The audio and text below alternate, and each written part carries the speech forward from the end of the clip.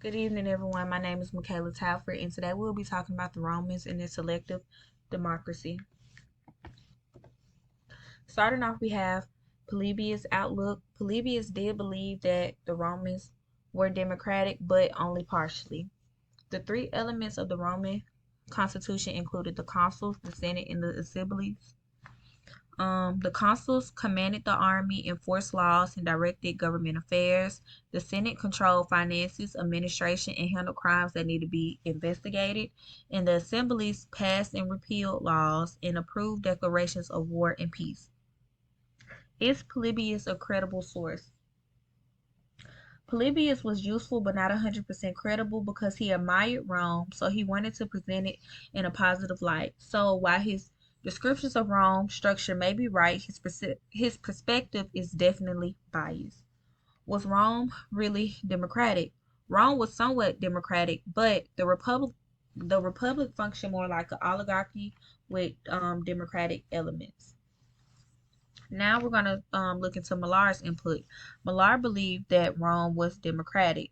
Millar argues that um, the Roman Republic not only was just controlled by the elite, but the ordinary citizens played a real and active role when it came to politics. Some power the citizens had included electing magistrates, like the consuls and the tribunes, and making decisions on things like peace and war and passing or rejecting laws. The powers made Rome more democratic because it gave the ordinary citizens a real voice in the government. Next, we'll be looking into Professor Alan Ward's take. Professor Allen believed that Rome was also only partially democratic.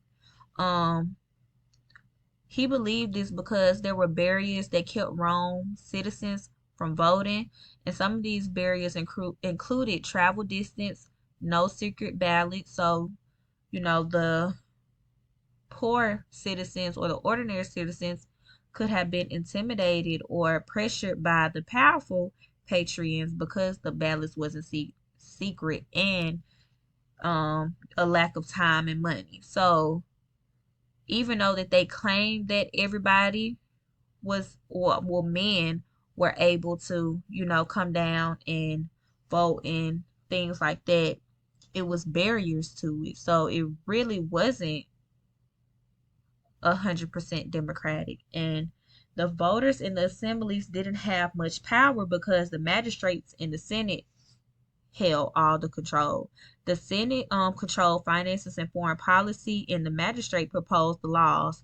The citizens can only appeal or reject what was offered. So if it wasn't offered to them, they couldn't just come in there one day and just come up with a law or propose a law. It had to already be offered to them. And of course, the wealthy dominated the elections because they're wealthy. Um, Ward's description doesn't compare to me to Polybius and Millar's because, in my opinion, they're all, even though they all are basically, um, saying how Rome was somewhat democratic, but the ways of it is just different. Ward's is different than Millar's because Millar is saying that they are democratic, so he is kind of opposing from Millar. He's basically saying how they're partially, so their sides are different, and he's different than Polybius because he's less biased. Polybius, like I said, he admired them. He lived in Rome, if I'm not mistaken, for a little while. So he has a different outlook on it than what War has.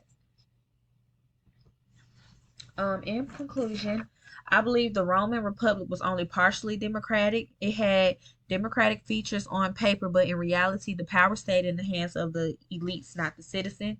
If you look at the aspect of how the citizens could vote on laws, elect officials, and make decisions on war and peace, stated in Millar's document, you can see evidence of a democracy. But if you look at how most citizens couldn't travel due to things like money and distance, stated in War's documents, it will sway your opinion.